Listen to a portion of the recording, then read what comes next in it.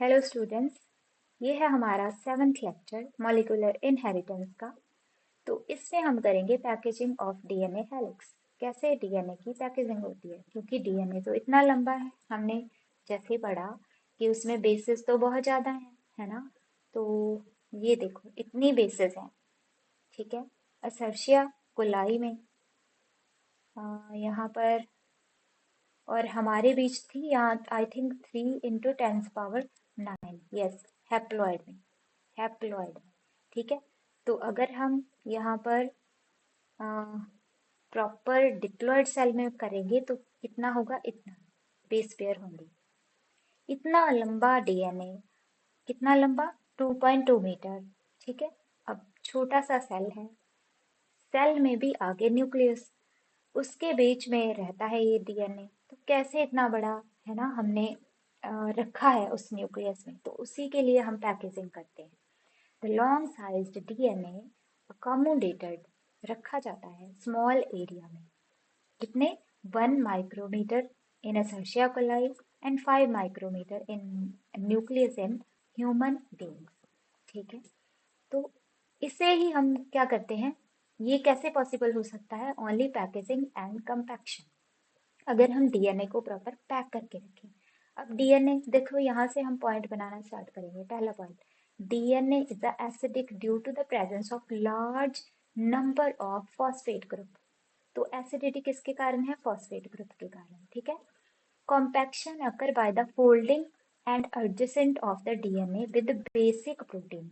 अब क्योंकि ये एसिडिक है, तो इसके लिए हमें क्या चाहिए, बेसिक कुछ चाहिए, ठीक है। नॉन हिस्टोनिक प्रोटीन तो ये है प्रोकैरियोट्स के लिए, हिस्टोन प्रोटीन है यूकैरियोट्स के लिए। अगर हम दोबारा से पढ़ें तो एक तो ये एसिडिक नेचर का है, ठीक है। क्यों, क्योंकि इसमें फॉस्फेट ग्रुप होता है। तो इसे कॉम्पैक्शन मतलब फोल्ड करने के लिए हमें चाहिए कुछ बेसिक प्रोटीन, ठीक है। The length of the Escherichia coli कितना है, यस, डीएनए का 1.36 मिलीमीटर, ठीक है। इन्होंने ये बताया हुआ है, ये तो न्यूमेरिकल है बच्चा, फिलहाल हम थ्योरी कर रहे हैं। सो डीएनए पैकेजिंग बहुत इंपॉर्टेंट है।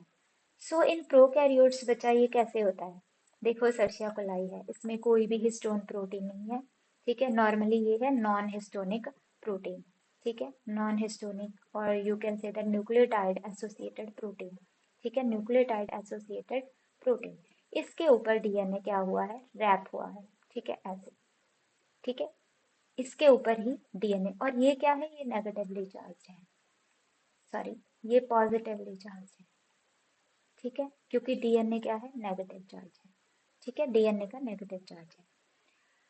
तो इन्होंने यही बताया है, जो प्रोटीन्स हैं वो पॉजिटिव चार्ज होंगी, और इस in the region termed as nucleoid, जहाँ पर ये कॉइल्ड होता है उसको, उस पार्ट को हम न्यूक्लियोइड कहते हैं, ठीक है भाई। इसके बाद आ गया हमारे पास packaging in eukaryotes. In eukaryotes DNA packaging is carried out with help of positive charge basic protein. तो यहाँ पर हमने हिस्टोन प्रोटीन की बात की थी। अब डीएनए कैसा है, डीएनए है एसिडिक, तो हमें कैसी प्रोटीन चाहिए इसके लिए, बेसिक। तो इन्होंने कहा हमारे पास बेसिक प्रोटीन्स हैं, ठीक है, जिसके साथ हम क्या करेंगे, इसे रैप करेंगे। हिस्टोन्स आर रिच, किस अमाइनो एसिड से रिच होती हैं, बहुत इंपॉर्टेंट है, निकाल कर लिख लें आप, लाइसिन और अर्जिनिन, ठीक है। हिस्टोन किस में रिच है, लाइसिन और arginine. Both amino acid residue carry positive charge, जो दोनों अमाइनो एसिड है वो पॉजिटिवली चार्ज हैं, ठीक है। तो क्या हुआ, histone and DNA are organized to form nucleosome.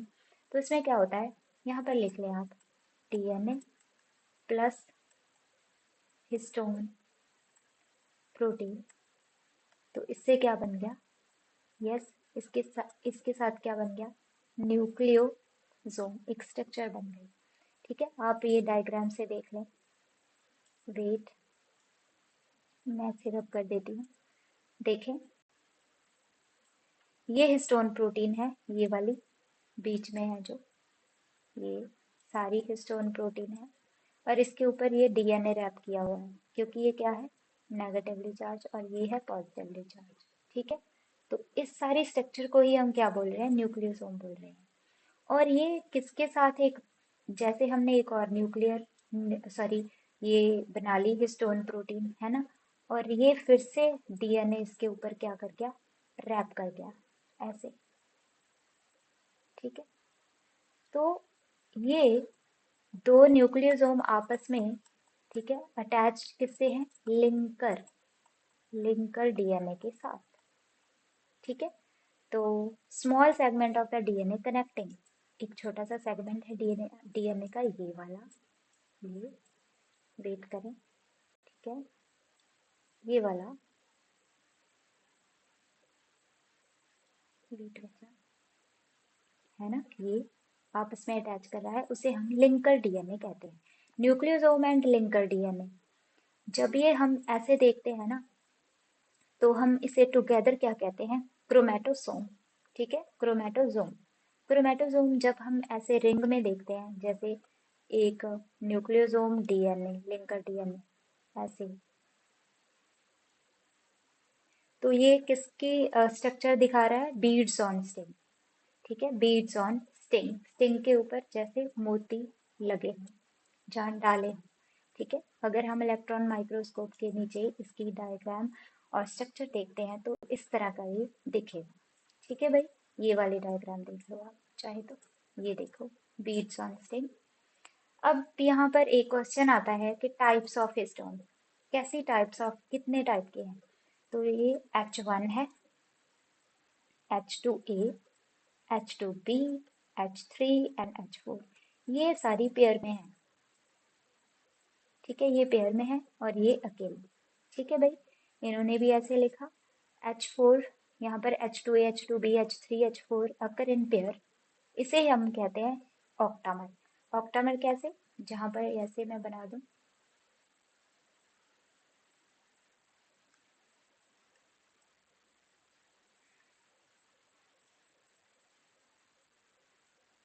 देखें, यहाँ पर मैंने H2A लिख दिया, H2A, H2B, H2B। ठीक है, 1 2 3 4 5 6 7 8, तो ये कैसी स्ट्रक्चर बन गई, 8, 8 जो इसमें हो गई हिस्टोन प्रोटीन, इसीलिए हमने इसे क्या कह दिया, ऑक्टामर। ठीक है, तो ऑक्टामर किसका बना होता है बच्चा, H2A, H2B, H3 and H4, ये वाला। ठीक है, इसके बाद इन्होंने कहा हिस्टोन ऑक्टामर, इसे हम न्यू बॉडी भी कह देते हैं। DNA about 200 base pair make करता है। ठीक है, 200 बेस पेयर एक न्यूक्लियोसोम में होते हैं। 1.75 left hander turn in histone octamer formed nucleosome, ये न्यूक्लियोसोम में के बारे में बता रहे हैं। अब जो फिफ्थ टाइप की ये हिस्टोन H1 है, ये लिंकर डीएनए को अटैच्ड होती है।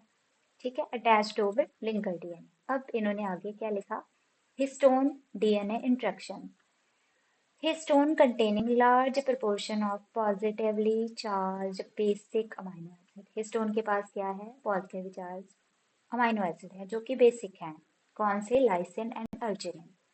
In their structure DNA is negatively charged, इसीलिए, क्यों, क्योंकि फॉस्फेट के कारण। ठीक है, जो इसकी बैकबोन है, तो रिजल्ट, ये दोनों ऑपोजिट चार्ज है, तो एक दूसरे के लिए क्या होगी इसकी अफिनिटी, और ये बाइंड कर जाएंगे। Hydrogen bond involve in the hydroxyl amino acid in the histone peptide, अब हाइड्रोजन बॉन्ड भी इन्वॉल्व होता है, फॉस्फोडाइएस्टर तो ऑलरेडी डीएनए के बीच है ना, तो ये सारी चीजें डीएनए को स्टेबलाइज करने में हेल्प करती हैं। ये वाली देखो डायग्राम जो हमने बनाई थी, ये ऑक्टामर है।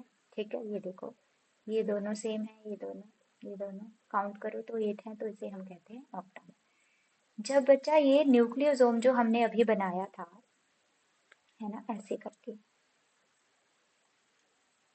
जब ये बच्चा आपस में फिर से कॉइल होना स्टार्ट हो जाता है ऐसे, ठीक है, आपस में क्या हो रहा है, कॉइल, देखो, the beads string is coiled to form cylindrical coil, इसके बाद भी ये अलग से क्या हो रहा है, कॉइल हो रहा है, न्यूक्लियोसोम। ठीक है, तो बनता है सोलेनॉइड। सोलेनॉइड में कितने न्यूक्लियोसोम होते हैं, 6।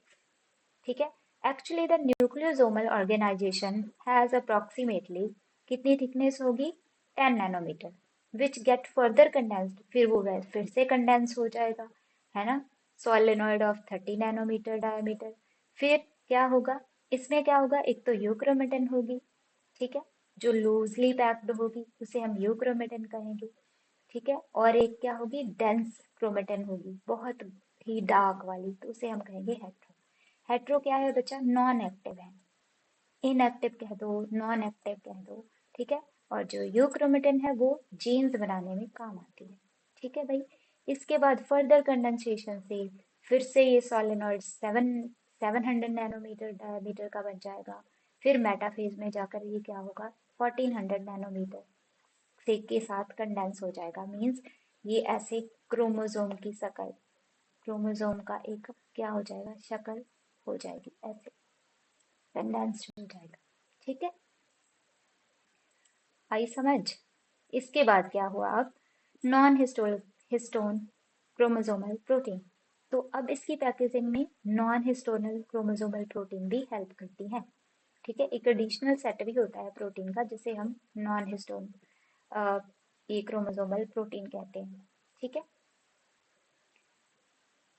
इसके बाद इन्होंने कहा है कि हम ये जो अभी हमने डीएनए कॉइल किया है ना, on the basis of staining behaviour typical nucleus chromatin, chromatin को हमने दो टाइप में डिवाइड कर दिया, एक तो यू क्रोमेटिन हो गई, एक हो गई हेट्रोक्रोमेटिन। ये तो स्टेन्ड लाइटली होगी, अगर कोई बहुत ही ज्यादा थिक है, जैसे सेक्शन कटिंग में आप करते होगे, अगर करवाया होगा, वरना वैसे ही देख लो बच्चा, अगर कोई चीज थिक है ना वो बहुत डार्कली स्टेन्ड होगी, ठीक है। तो ये क्या है, स्टेन्ड लाइटली, क्योंकि डीएनए बहुत कॉइल्ड है, ठीक है, तो क्या होगा, डार्कली स्टेन्ड, पर यहाँ से खुला हुआ है ऐसे, तो ये हो गया लाइटली स्टेन्ड।